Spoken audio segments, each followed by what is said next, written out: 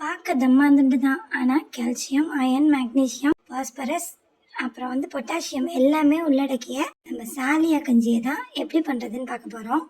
நாட்டு மருந்து கடைகளில் கிடைக்கும் சாலியா விதை. ஒரு 2 டேபிள் ஸ்பூனை ஒரு தண்ணி அலசிட்டு ஒரு மணி நேரத்துக்கு ஊற வச்சுக்கலாம். ஓவர் நைட்டு ஊறணுங்கிற அவசியம் இல்லை. 1 இல்லை 2 மணி நேரம் ஊறினா போதுமானது.